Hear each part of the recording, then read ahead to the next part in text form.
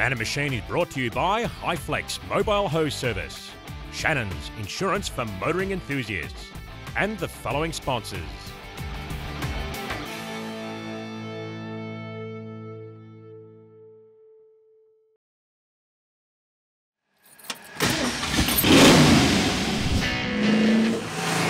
Yeah, baby!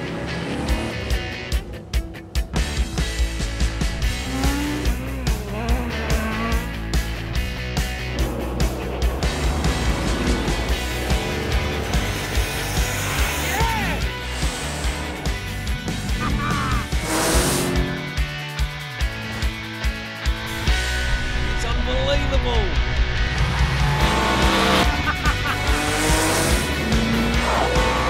Now we're talking. Welcome to Man and Machine. If it's warbirds you want, then we have found them. So buckle up, this one is gonna be amazing.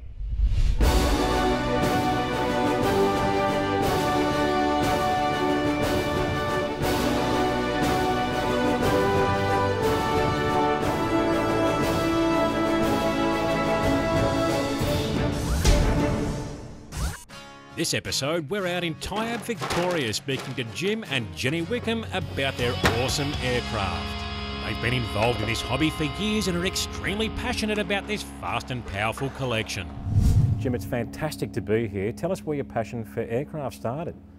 Oh, I suppose when I was 7, my brother had a bad accident and he was in the Everitt hospital for quite a few months. And then I used to go up and see him with Mum, and next minute we see him flying these JetX aircraft. Had a capsule in it that used to go like a jet, and he's flying this around in the ward. So anyway, and he came home and we got into the radio-controlled aeroplanes he was building in them, so I just started there, and I was building model aeroplanes all the time, I suppose, and then it just came on to building a real one. I built about 4 planes, and it's got a bit out of control, but they're 4 nice planes that we've got here in our collection. These with the V8 engines in the 3 planes that I've built, and the little Spitfire, which has got a 6-cylinder Jabiru.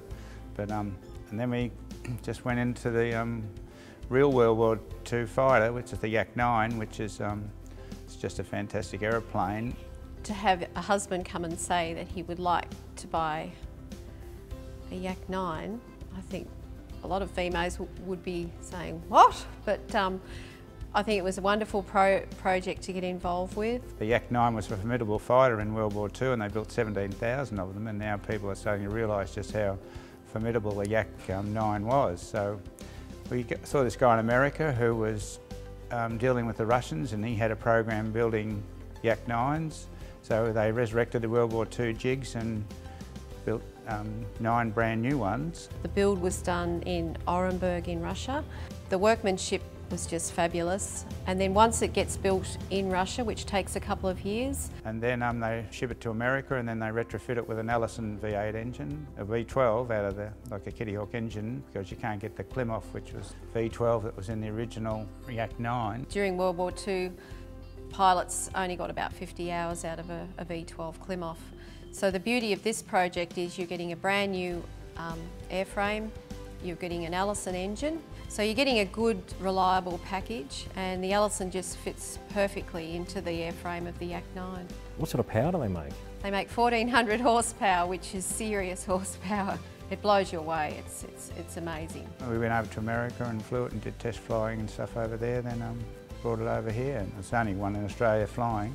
I mean, everyone knows about the Spitfires and the P-51 Mustangs. Even if you're not into aircraft, it's a well-known fighter. But when I heard about the Yak 9, I decided to do a bit of research on it. I was quite shocked. It's such a sharp-looking piece of machinery, and they were very formidable, weren't they? Really, as a fighter. Yeah, they were, and at low altitude, especially because they were very, a very short wing and very manoeuvrable, and they could turn inside most planes. And the Germans were told not to engage the Yak 9, anything below 15,000 feet, because they were just they turned so sharp, and they were power to weight was pretty good, yeah.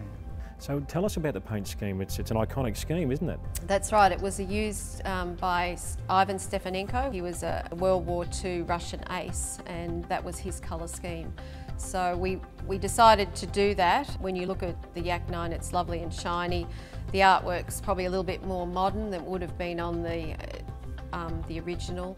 I'm very happy the way she's turned out. And the graphic, I noticed it's a big eagle clutching a German fighter. So That's right. They were sending a message, weren't they? Don't mess with us. They definitely were, and that's why we wanted to go with an original scheme, because it sort of means a bit to have that on this plane. So. And I know the airbrush artist is very modern. That was a great airbrush artist called Carsten Zimmich, who's based in Seaford. As you'll see, he's done quite a few aeroplanes for us, and it just gives us that just a little bit different sort of look on aviation when you walk into our hangar. It sort of blows people away with what we do on our aeroplanes as well. It's nice when you can walk into like a shed, whether it's cars or aeroplanes, and you can say, wow, that's a bit different. It's been a wonderful journey to create every one of them, and yeah, I sit back now and I think, wow, where did all this happen? But you just go with the flow, and that's why I love to be in the hangar. I love of aviation, of course. So what do you like best about the P-51 replica, the 502 powered beast? I always liked the Mustang, of course, and they were the only kit that was really available that seemed any good. I always wanted the Stuart one, which was the aluminium, and they run the big block Chev in that. And then I went under the Fighter Escort Wings Mustang, which is a fiberglass Mustang, which runs the small block Chev. To build a scale airplane, they're only sort of 3/4 scale, but to make them look scale, you've got to get an engine, and you've got to get the power to weight ratio the same, and if you can, and to get the proportions right. So we run an 86-inch or 92-inch on the Stuart, and the big block 4-bladed prop, which is very comparable to the real one. You know, people say, why don't you use a V12? And I said, well, a V12 revving at 5,000 revs doesn't sound like an Ellison at 3,000 revs, you know. So the V8 comes in with more realistic noise. There's something about that deep throating note of a big block engine, isn't there? It sounds pretty good, all right, and people like it in the air. So you're a bit of a speed demon, Jim. I see you've also got an F430 Ferrari in your collection also. Oh, you've got to wait till you're 60 years old to be able to buy one of them.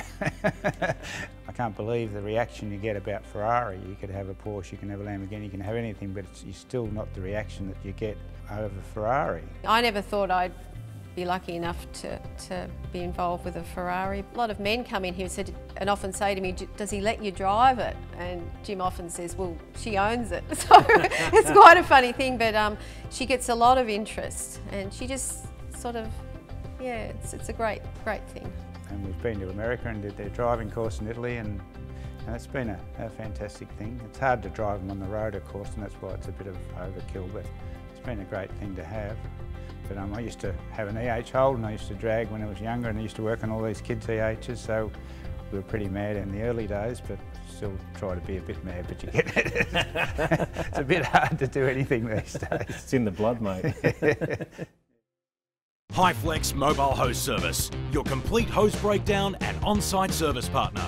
HighFlex Mobile Hose Service offers a complete range of quality guaranteed hydraulic and industrial hose and fittings products. We also specialise in preventative maintenance programs such as on-site hose condition auditing, testing and compliance. With our national fleet of qualified technicians, you can rely on HighFlex Mobile Hose Service's rapid response to all of your needs. Call 1300 HighFlex, 24 hours, 7 days a week. Do you have a hydraulic background? Come and join the dynamic HighFlex team. Check out opportunities at www.highflex.com.au. Shannons Club, a hub for motoring enthusiasts. So join, create your own garage, share pics, videos and stories of your current and past machines, connect with other enthusiasts. Be sure to watch Shannons Club TV with a host of dedicated motoring channels, including past episodes of Man and Machine. So jump on board with Shannons Club. I'll see you on there. So Jim, here's a very interesting looking aircraft. Tell us about this one. Oh, this is a Yak 52. It's built in Romania by Yakovlev. Adopted a bit of the American eyes to them, where they've got Cleveland brakes instead of the air brakes, and they've got long-range fuel tanks. It runs a 400 horsepower engine with a 3-blade MT prop rather than the big paddle that the standard 52 had on it, and it's got a few American instruments in it, like gauges, which they use on this one now, and this is how they make them now, made by Aerostar Romania. But these are an aerobatic plane, they're a trainer.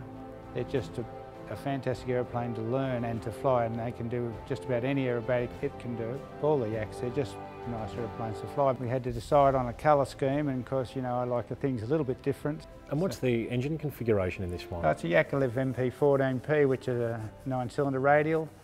They made hundreds of these engines, and they had them in tanks, they had them in everything the Russians did. Fascinating, the radial engines, aren't they, Yeah, really? yeah. Right. So basically you've got cylinders in a circle, haven't you? Is that correct? All the way around, yeah. They have one master rod which sort of controls it, and then you have all the others off it. But they're a very reliable engine, and they've got good power and they sound good. What sort of speed capability out of something like this? This isn't very fast. 130 knots is about 150 mile an hour, I suppose. Jim, here's an epic looking piece of machinery.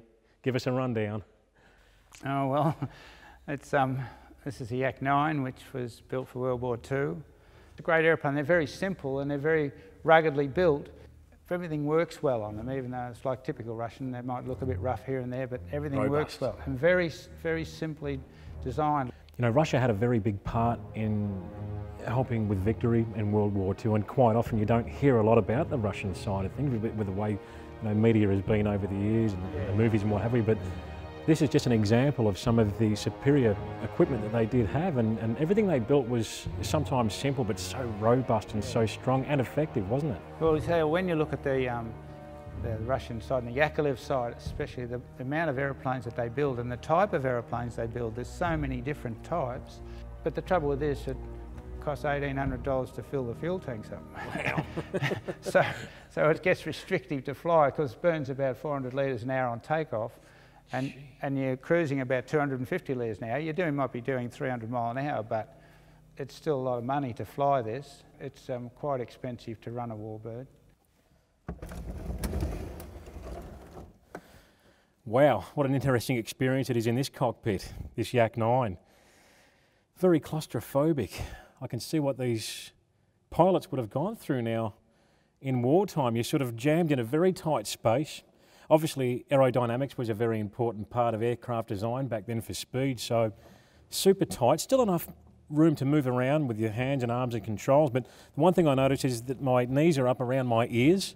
I'm in a very awkward sort of a position here, so I would imagine that taller pilots would have got a fair bit of cramp over long distances, but I'm sure it would have been a wild ride, and you probably wouldn't have been too worried about your feet position when you had aircraft attacking or you were attacking them. So there's so many dials, there's so many gauges. The joystick here is in a nice central position. So many levers here as well. I can't believe how these young pilots were just thrust into the job of having to fly these Warbirds. But at the end of the day, these countries had no choice. They were under attack, and some of them were losing the war, and they needed to get planes up there and fight, regardless of the experience. They were losing so many pilots, it was devastating. Coming up after the break, the Yak 9 takes to the skies. Hi, I'm Dennis. This is my 32 and I run Aeroflow. Hi, I'm Paul. This is my Attack 56 and I use Aeroflow. I'm Scott. This is Blown Inheritance. Makes 1,700 horsepower and we depend on Aeroflow. Hi, I'm Graham Cowan. For race-winning performance, I choose Aeroflow. Aeroflow, way to go. Aeroflow, manufacturers of professional hose, fittings and a whole range of performance products to suit your vehicle. To download the latest Aeroflow catalogue, go to aeroflowperformance.com. Proud supporters of the Aeroflow Outlaw Nitro Funny Cars. Damn, there's just no room under here. There's no need to do this anymore when you can buy a Tough Lift hoist starting from only $24.50. With over 20 models in their range, including 2-post, 4-post, scissor lift, motorcycle and truck. They're great for storage too. All Tough Lift hoists have Australian standard certification and WorkSafe design registration. With an impressive warranty, in-house technical support and installation options Australia-wide, what are you waiting for? Check out toughlift.com.au. I love my Tough Lift.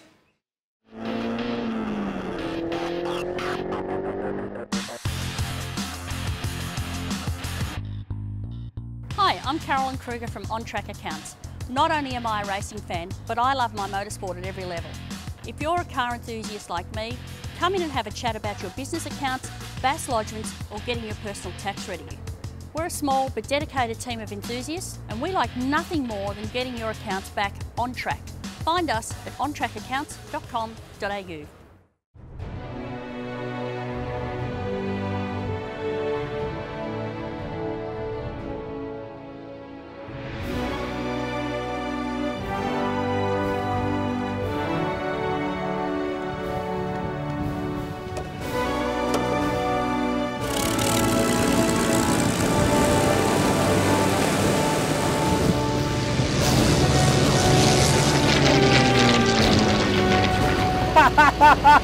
I can't believe Jim's actually let me fly this iconic Warbird, this Yak 9.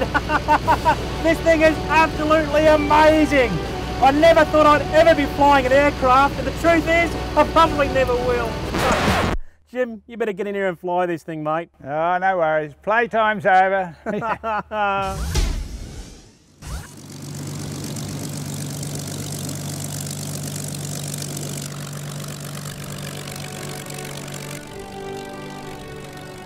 The Yaks are just great planes. Well, even the 52 and the 9, they're just great planes. They are a bit touchy on takeoff because until you get the tail up, you can't see where you're going. And when you're taking off like on a narrow strip like here at Tyabb, bitumen here is not much wider than the wheels, so you can see the bitumen, you're nearly off it.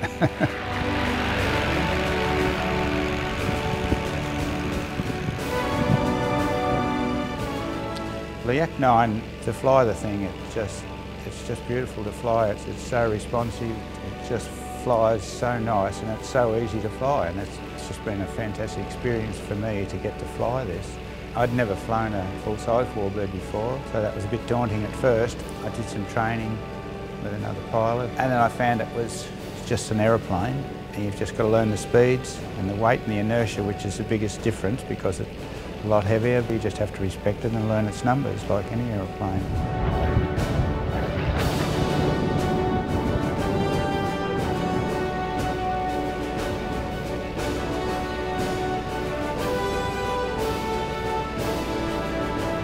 You just feel free up there. You're just in your own world. You're just flying around, and you can look at everything, and there's no one hassling you, or you just feel nice to just fly around and just look at things. And as you say, you're just free up there. It's just a great feeling being up there, I suppose. I've found it a real joy to fly.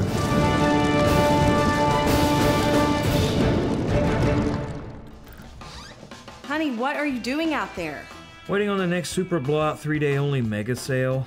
You don't need a sale, you need MPD. NPD's everyday prices are competitive, and our huge in-stock inventory and dedicated export department allows orders to arrive fast to Australia. National Parts Depot has quality parts for Mustang, Camaro, Chevelle, GTO, Firebird, Ford, and Chevy truck. Go online or email export@npdlink.com. Working beats waiting.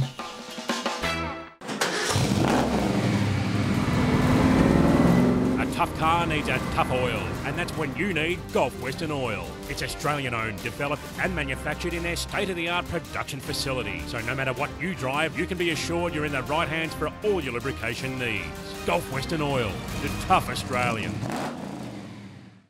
Now the P51 Spitfire replica with the big block engine, that must be a wild beast to see in flight. When it was doing all its testing here, I think people couldn't believe the noise of it. I still don't believe the noise of that aeroplane because it sounds like a big dragster.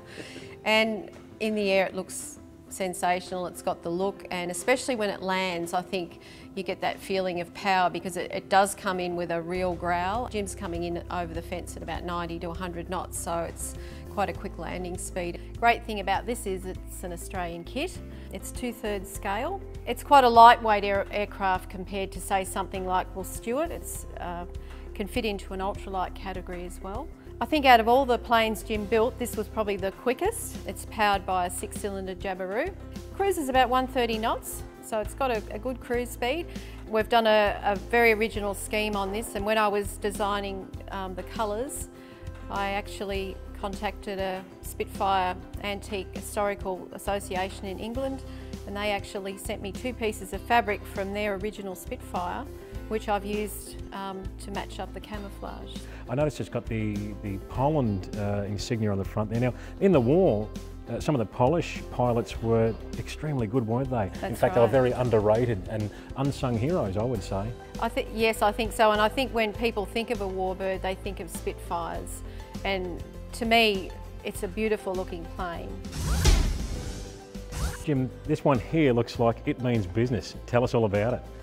Yeah, this is a Stewart 51, which is a 3/4 scale Mustang. It's designed off the real plane. It's all aluminium, this one, and it runs a big block Chev, a 502 Chev in it, and it's got a 2-to-1 reduction ratio gearbox on the front. It runs a 92-inch 4-blade prop, which gives it this authentic appearance, and it also gives the authentic noise of the real Mustang, and its power to weight ratio, it would be equal to the real one with the horse. This is rated 600 horsepower.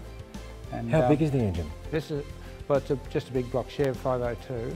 So block. she's not short of capacity. Yeah, and this one's got a bit of a cam in this one too, and it's been built up engine.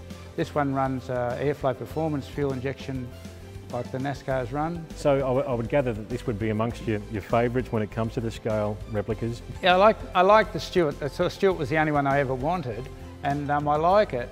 And it's not quite as good to fly as I thought it would be. It's not as good as the Yak 9. You notice the weight in this thing, it's sort of, yeah. Big engine hanging over the front and it there. doesn't glide too far. Like, I'd have a fair bit of power even on to land it. It's, yeah, but it certainly makes a bit of noise. Once again, we've been a bit different with the airbrush work, and I thought up the Hawkeye, and then actually we got that and painted that on, and then we thought, we've got the arrows for kills on it.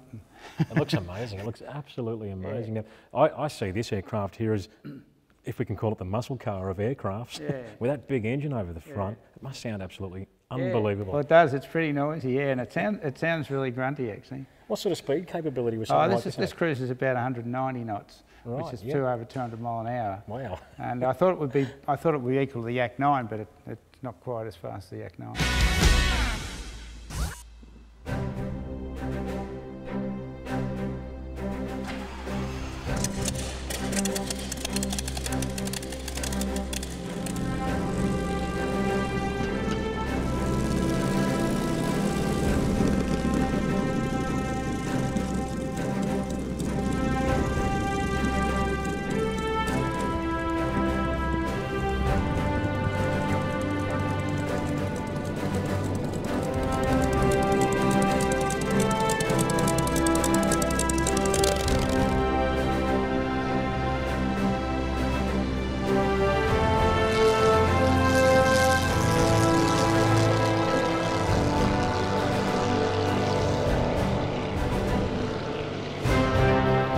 This Stewart P51 Mustang replica is an amazing beast with its 600 horsepower 502 big block Chev and its overall weight of only 1146 kilograms.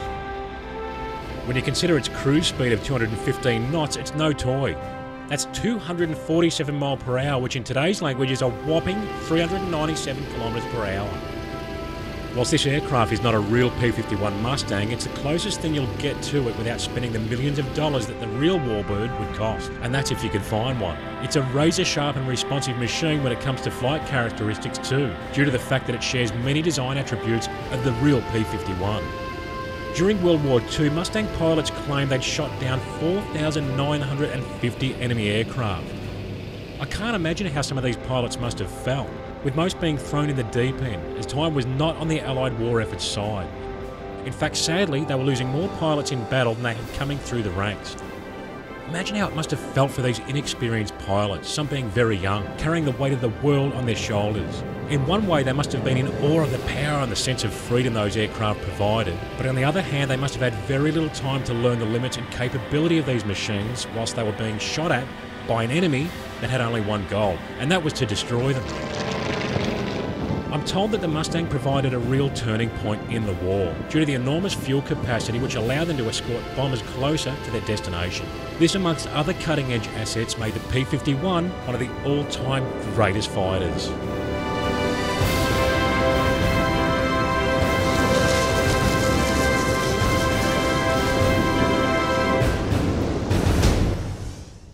Well, what a great episode this has been, thanks to Jim and Jenny Wickham and the Tyabb Aero Club. We've seen some amazing aircraft with some incredible engines. We loved it and we hope you did too. We'll see you next time on Man and Machine. Next episode of Man and Machine is our final for Season 2. We head to historic Sandown and see some epic historic racing with a host of muscle and classic race cars competing like gladiators in years gone by. This is an episode not to be missed.